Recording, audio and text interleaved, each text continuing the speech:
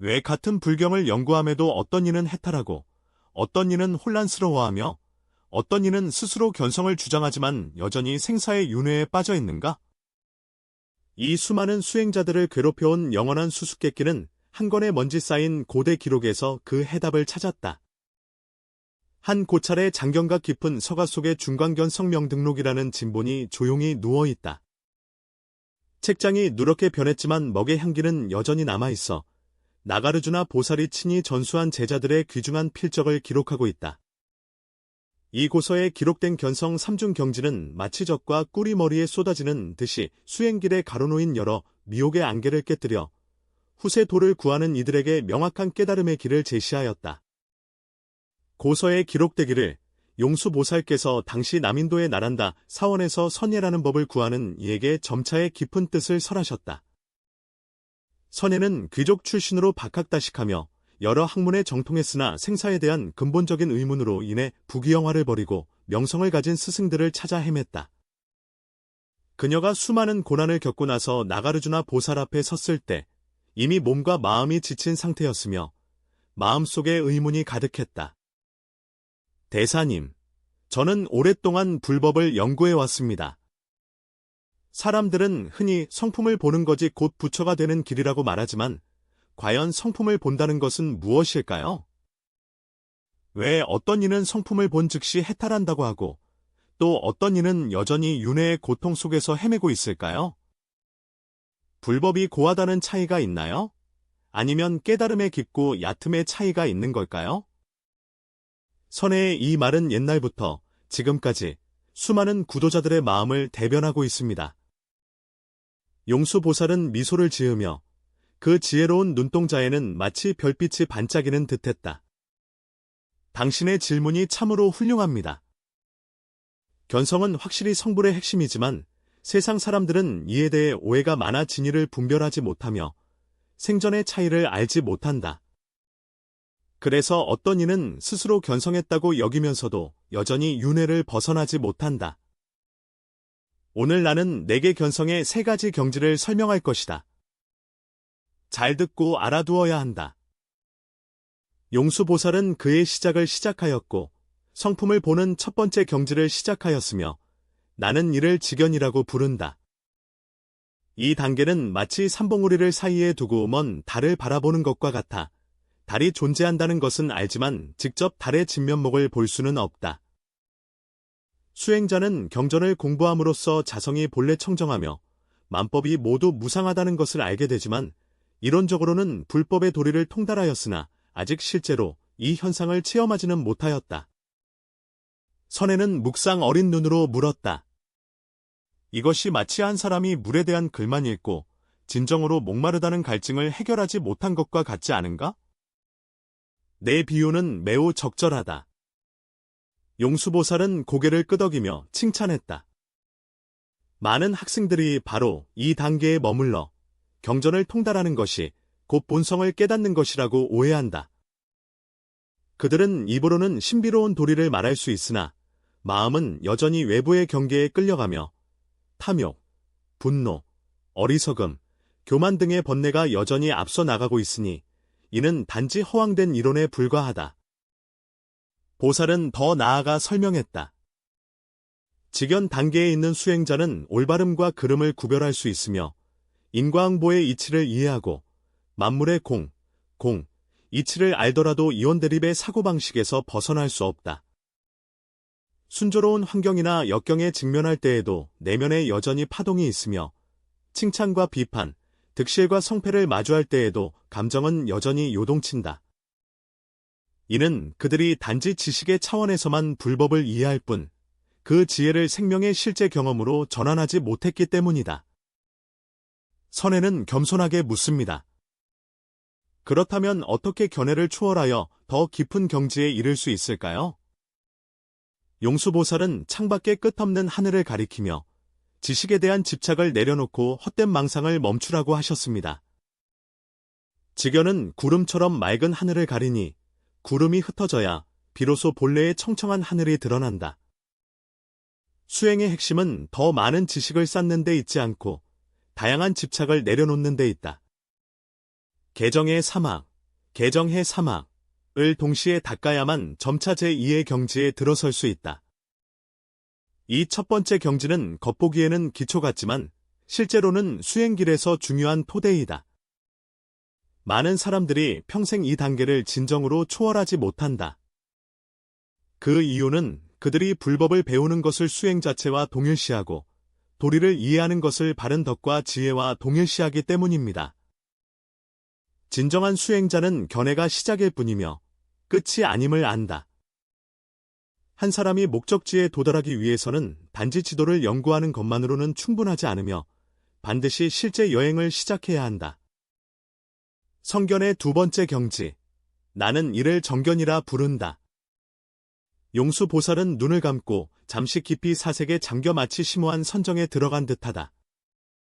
이 경지는 마치 구름과 안개를 걷어내고 달을 바라보는 것과 같아 직접 달의 모습을 볼 수 있다. 비록 아직 달빛과 완전히 융합되지는 않았지만 이미 실상의 한 부분을 본 것이다. 수행자는 선정의 수행을 통해 직접 무아와 공성의 도리를 체험하며 단지 문자상의 이해에 머무르지 않는다. 마치 한 사람이 직접 물을 마시면서 그 차갑고 따뜻함을 느끼는 것과 같다. 바로 그렇습니다.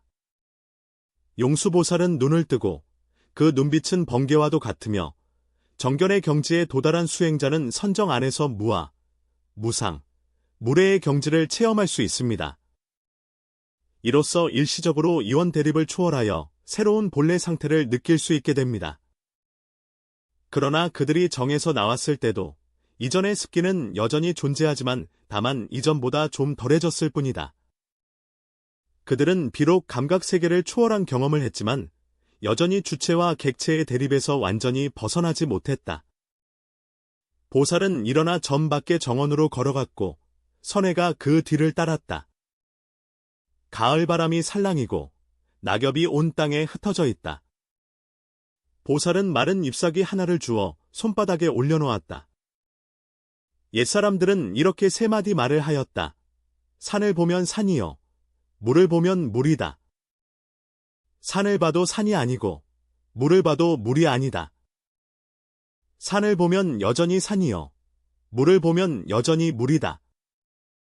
정견의 경지를 닦는 수행자는 중간 단계에 있어 세상의 허망한 본질을 꿰뚫어 볼 수 있으나 순수한 공감만을 강조하여 모든 현상을 부정하는 경향이 있다. 색즉시공, 공즉시색의 중도 진리를 알지 못한다. 선합장으로 여쭈옵니다. 제자가 어리석어 산을 보고 산이 아니다라는 의미를 알지 못하겠습니다. 용수보살께서 손에 쥔 마른 잎을 가볍게 땅에 내려놓으셨습니다. 깊이 선정에 들면 모든 현상이 꿈과 같고 환영과 같다는 것을 깨닫게 됩니다. 산은 더 이상 고정불변한 산이 아니며 물도 독립적으로 존재하는 물이 아니다. 모든 것은 인연과 합으로 이루어지며 고정되고 변하지 않는 자성이 없다. 이때 당신은 이미 복잡한 실제 견해를 초월하여 공성의 체험에 들어갔습니다. 그러나 공에 집착하여 세상의 모든 것을 부정하면 단멸계에 빠져 중도의 진리를 깨달을 수 없다. 보살은 계속하여 말씀하시되 많은 수행자들이 공성을 증득한 후에 쉽게 자만과 경멸을 일으켜 자신이 이미 깨달았다고 생각하여 더 이상 노력과 정진을 하지 않게 된다. 그들은 비록 청정한 체험을 했지만 내면의 습기를 완전히 변환시키지 못하여 출정 후에도 번뇌에 얽매여 있다. 이것은 마치 얼음이 일시적으로 물로 녹았다가 다시 낮은 온도를 만나면 얼음으로 다시 얼어버리는 것과 같아 완전한 변환이 이루어지지 않은 상태와 같다. 선외경건하게 여쭙습니다. 그렇다면 어떻게 정견을 초월하여 최고 경지에 도달할 수 있을까요? 용수보살께서 대답하시길 선정과 같은 연못에 머물며 욕계와 색계를 멈춰야 한다고 하셨습니다. 단순히 선정을 깊이 닦아 공성을 증득할 뿐만 아니라 반야 지혜로 일상생활을 비추고 대자비심으로 중생을 이익해야 한다. 공에 집착하지도 않고 유에 집착하지도 않으며 공과 유가 둘이 아님을 깨달아야만 비로소 제3의 경지에 들어갈 수 있다. 이때 한 노승이 차를 헌상하니 보살께서 마침 잘 맞아 함께 마셨다. 차양이 감도는 가운데 보살은 천천히 말씀하셨다. 증견의 경지를 닦는 수행자는 두 가지 함정을 경계해야 하는데, 하나는 자신이 가진 정량에 집착하여 교만심을 일으키는 것이다. 둘째는 편집증적인 공간에 빠져 세상의 인과를 부정하는 것이다. 전자는 사람을 정체하게 하고, 후자는 사람을 사견에 빠지게 한다. 그래서 금강경에서는 법에 집착하는 것조차 버려야 한다고 하였으니, 하물며 비법에 대한 집착은 더 말할 것도 없다. 올바른 법에 대한 집착조차 내려놓아야 하며, 그릇된 견해는 더욱 그러하다.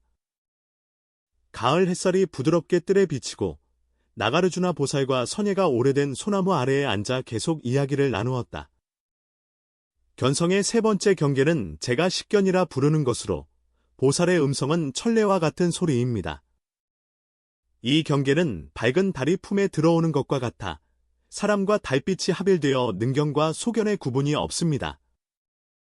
수행자는 공성뿐만 아니라 공성이 곧 색성임을 깨닫는데 두 가지는 본래 차별이 없다.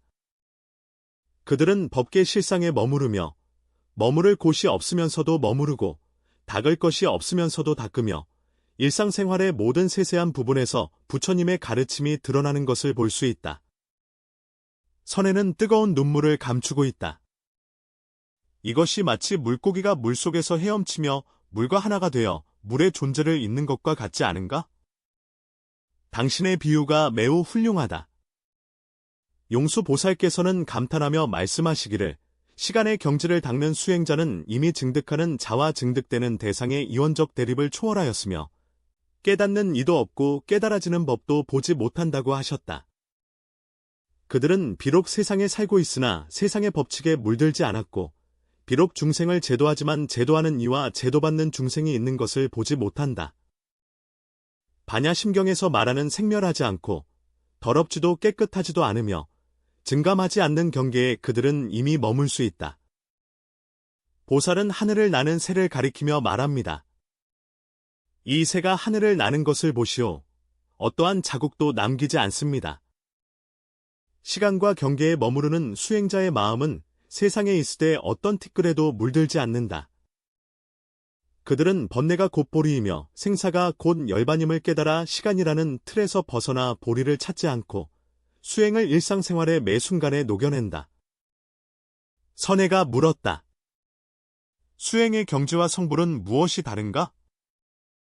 용수보살이 고개를 끄덕이며 말했다. 수행은 성품을 깨닫고 성불을 시작하는 것이지만 심층의 습기가 아직 완전히 소멸되지 않았으며 미세한 무명이 아직 끊어지지 않았다. 실천에서 궁극적인 불과에 도달하기 위해서는 이 자리에서 무시무시한 미세한 습기를 시작부터 끊어야 합니다. 초승달이 나타났다고 해도 점차 보름달로 차오를 때 비로소 완전한 보름달이 된다. 그러나 실경의 경계는 이미 치로서 환생하여 번뇌를 보리로 전환하였고 이후의 수행은 물살을 따라 나아가는 배와 같아 기세가 대나무를 쪼개는 것과 같다. 보살이 계속 말씀하시되 실제의 경계를 닦는 수행자는 마음이 밝은 거울과 같아서 사물이 오면 그대로 비추고 사물이 가면 고요한 공허가 되며 어떠한 흔적도 남기지 않는다. 그들은 현상과 본질, 유의와 무의를 동시에 바라볼 수 있으며 치우침 없이 중도에서 원만에 이른다. 그들은 스스로 해탈할 뿐만 아니라 교묘한 편법으로 중생을 교화하며 상황에 따라 설법하여 아무런 장애도 없다. 선예는 잠시 깊이 생각하고 입맞춤을 나누었다.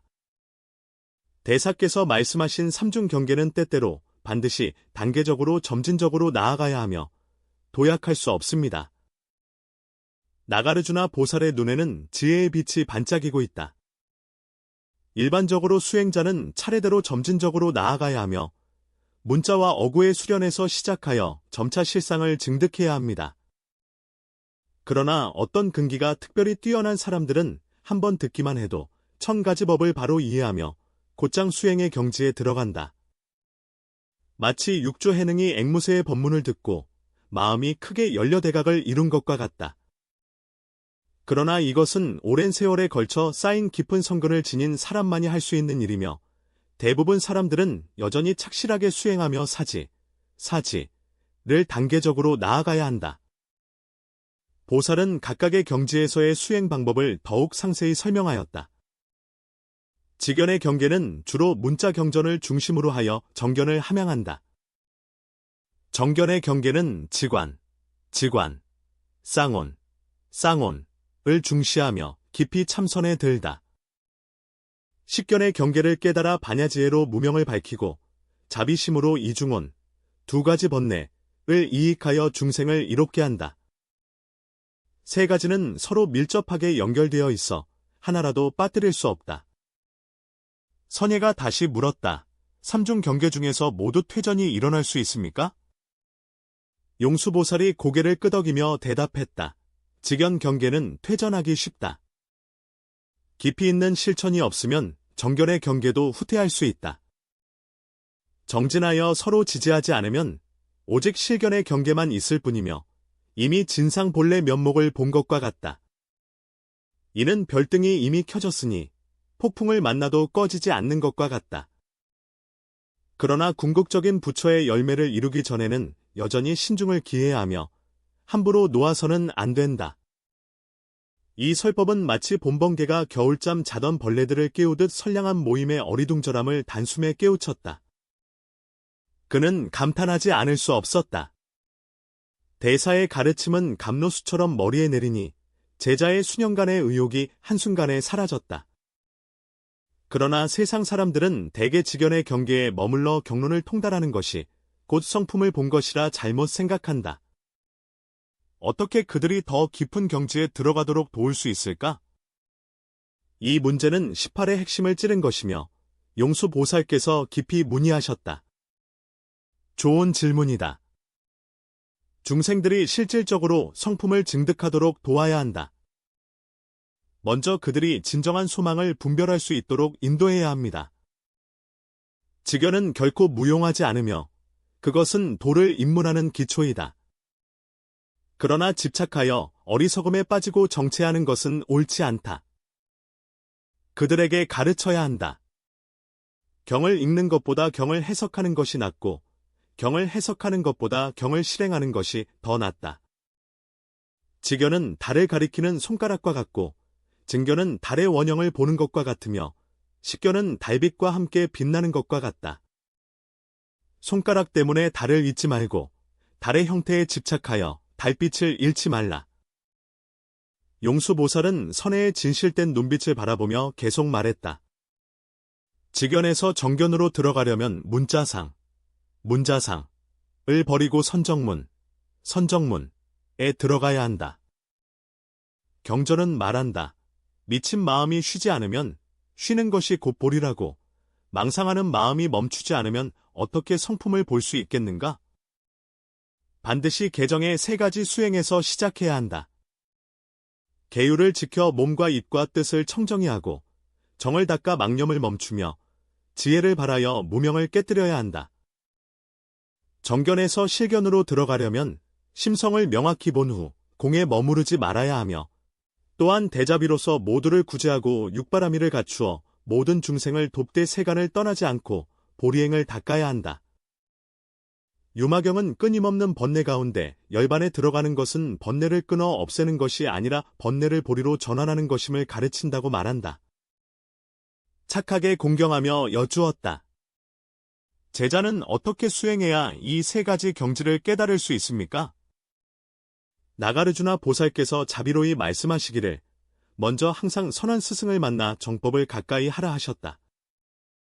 둘째로 꾸준히 그를 닦아 나아가며 치우침 없이 공평하게 한다. 더 나아가 일상생활에서 부지런히 직관을 닦아 마음마다 자취가 없도록 하라. 마지막으로 보리심을 발하여 자비로서 세공과 수온에 이르며 중생과 함께 수행하고 공명하며 보살은 선해의 정수를 기울입니다. 기억하라. 성품을 깨닫는 것은 먼 곳에 있는 것이 아니라 바로 지금 이 순간에 있다. 이 마음을 떠나서는 얻을 바 없고 부처가 될 수도 없다. 모든 수행은 본래 갖추어진 불성을 드러내기 위함이다. 너는 반드시 신의와 실천을 지키며 끊임없이 정진해야 하니 언젠가는 반드시 본래의 모습을 철저히 볼 수 있을 것이다. 바로 그때 산들바람이 불어와 뜰 안에 꽃잎들이 흩날리며 마치 하늘에서 꽃비가 내리는 듯했다. 용수보살과 선예가 마주 앉자 순간적으로 선예는 보살의 모습이 허공과 하나가 된 듯 보였다가 다시 선명하게 나타나 말로 다할 수 없는 신묘함을 체험하였다. 그러나 선예는 여전히 해결되지 않은 의문이 있었다. 그는 깊이 절하며 물었다. 대사님의 자비에 감사드리오나 제자로서 아직 의문이 있습니다. 성품을 본다는 것이 부처가 되는 핵심이라면 왜 어떤 사람들은 스스로 성품을 보았다고 하면서도 끊임없이 윤회의 고리를 벗어나지 못하는가요? 성품 보는데 진의가 있는 것인가요? 아니면 다른 인연이 있는 것인가요? 용수보살의 깊은 눈빛은 마치 천고의 수수께끼를 꿰뚫어 보듯이 천천히 말씀하셨다. 매우 좋은 질문이요. 이것이 바로 수행자가 가장 쉽게 놓치는 부분입니다. 성품을 깨닫는 것은 부처가 되는 열쇠이지만 성품을 깨닫은 후에 해탈할 수 있는가는 실제로 세 가지 중요한 요소, 즉 견지, 수정, 그리고 행원과 관련되어 있다. 보살은 세 손가락을 내밀며 먼저 견지를 말한다. 견성에는 진의가 있고 깊고 얕음이 다르다. 어떤 이는 의식과 사유를 속된 것으로 오인하고 어떤 이는 선정을 속된 경지로 집착하며 어떤 이는 의식의 영광스러운 환연을 속된 것으로 여긴다. 이 모두가 거짓을 진실로 알고 도둑을 자식으로 여기는 것과 같아 반드시 윤회의 고통에서 벗어나지 못한다. 다음으로는 수정을 말한다. 진정한 번뇌 본성이 있다 하더라도 지속적으로 수정하여 습기를 소멸하지 않으면 번뇌 본성 또한 잠시 피었다 사라지는 즉시 존재와 같아 방울 맑은 물이 혼탁한 강물에 떨어져 순식간에 오염되는 것과 같다. 끊임없이 실증을 굳건히 해야만 지혜로 전생하며 범부에서 성인으로 변할 수 있다. 마지막으로 원을 발언합니다. 본래의 성품을 지닌 사람이라 할지라도 광대한 수행서원을 세우지 않고 보리심을 바라지 않으며 홀로 자신의 안녕만을 도모하고 중생을 제도하지 않는다면 그가 본성은 원만하지 못하여 무상보리, 최상의 깨달음을 이루지 못한다. 불법은 비천한 색과 이름의 양혼을 중시하며 스스로 구제하지 않고 타인을 구제하지 않으며 어느 하나도 결핍되어서는 안 된다고 여긴다. 용수보살은 한 걸음으로 성품을 본 후 쉽게 빠지기 쉬운 5가지 큰 오해를 밝혀주었다. 첫째, 잘못된 인식은 견성으로 구분된다. 둘째, 공의 경계에 집착하다. 셋째, 성을 본 후 거만하여 자만하는 것.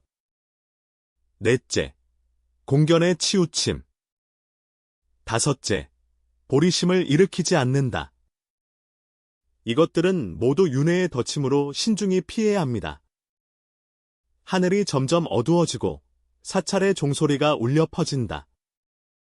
용수보살은 선혜의 진실한 눈빛을 바라보며 마침내 말했다. 성품을 깨닫는 3가지 경지는 수행길에서 중요한 이정표이다. 그러나 경계에 집착해서는 안 되며 기준을 목적지로 여기지 말아야 한다.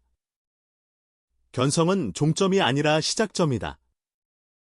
성품을 본 이후에도 오랫동안 수행하여 습기를 끊고 완전한 부처의 과보를 이루어야 한다. 기억하라. 깨달음은 바른 깨달음이 아니며 바른 깨달음은 궁극이 아니다. 진정한 수행자는 성품을 본 후 더욱 겸손해지고 더욱 정진하며 교만하거나 조급하지 않고 매 순간 마음을 맑게 하여 궁극적인 열반에 이를 때까지 나아간다. 마지막으로 내 구절을 전하노니 성품을 보는 것은 본래 성품이 없음이니 성품 없음으로써 성품을 보며 성상의 본래는 공임을 알지어다. 공 속에서 진실한 성품을 보라. 이 말씀을 마음 깊이 새기어 언젠가 반드시 참된 실상을 직접 체험하여 윤회의 속박에서 벗어나기를 기원하노라. 고서에 기록되기를 선혜는 이 뛰어난 설법을 들은 후 20여 년간 정진하여 마침내 진실을 깨닫고 생사에 얽매이지 않게 되었으며 이후 남인도에서 유명한 대덕이 되어 무수한 중생을 교화하였다. 승려의 이 귀중한 고서는 용수보살의 지혜가 천년 세월을 넘어 오늘날 길일은 이들의 마음을 여전히 비추고 있다. 그는 우리에게 성품을 깨닫는 것이 수행의 핵심임을 알려주었지만 오직 정견, 정수행, 정행 세 가지가 모두 갖추어질 때 진정한 해탈이 가능하다고 했다. 그렇지 않으면 설령 깨달음을 얻었다 하더라도 결국 다시 윤회의 굴레에 빠지고 말 것이다. 이 세 가지 중첩된 경계의 가르침은 밝은 등불과 같아 수행의 길을 비추며 우리를 최고 견해에서 정견으로, 정견에서 실견으로 인도하여 궁극적으로 완전한 보리를 이루게 한다. 이 물질적 욕망이 넘치는 시대의 사람들은 종종 빠른 성공과 즉각적인 만족을 추구한다. 진정한 지혜는 시간이 쌓이고 내면이 변화되어야 비로소 얻어진다는 것을 모른다. 용수보살의 가르침은 수행이 단번에 이루어지는 것이 아니라 점진적인 과정임을 일깨워줍니다. 모든 경계에는 각각 고유한 가치와 의미가 있으며 매 걸음마다 착실하고 견고해야 한다. 급하게 공과 이익만을 좇아 한 번에 큰 성공을 이루려는 사람들은 대개 도중에 길을 잃기 쉽다. 그러나 착실히 수행하며 한 걸음 한 걸음 신중하게 나아가는 사람들은 비록 느리게 보이지만 꾸준히 전진하여 결국 반야의 경지에 도달한다. 더 중요한 것은 진정한 건강한 성품은 시간을 피하기 위한 것이 아니라 중생을 더 잘 섬기기 위함이라는 점입니다. 우리가 자신의 본래 모습을 볼 때 모든 중생이 동일한 부처님의 성품을 가지고 있음을 깨닫고 모두가 구원과 제도받을 가치가 있음을 알게 된다. 이러한 자비심은 감정의 충동이 아니라 지혜의 표현이며 생명의 본질에 대한 깊은 이해입니다. 이 도전과 기회가 가득한 시대에 우리 각자는 다양한 선택과 시련에 직면해 있습니다. 용수보살의 지혜는 외부 환경이 어떻게 변하든 내면의 수행이 항상 가장 중요하다는 것을 우리에게 알려줍니다. 진정으로 자신의 본성을 볼 때에만 변화무쌍한 세상 속에서 내면의 평화와 지혜를 유지할 수 있다. 깨달은 자는 해탈하고 혼란스러운 자는 윤회하지 않으며 한 생각의 차이로 하늘과 땅이 갈라진다. 이 지혜를 인연으로 읽는 모든 이들이 용수보살의 깊은 뜻을 깊이 깨닫고 점차 나아가는 길에서 끊임없이 정진하여 마침내 생사를 초월하고 최고의 보리를 증득하기를 바랍니다. 이 오래되고 영원한 수행의 길 위에서 모든 진실한 도를 구하는 자는 잊히지 않으며 모든 끈질기게 수행하는 자는 반드시 집으로 가는 길을 찾을 것이다.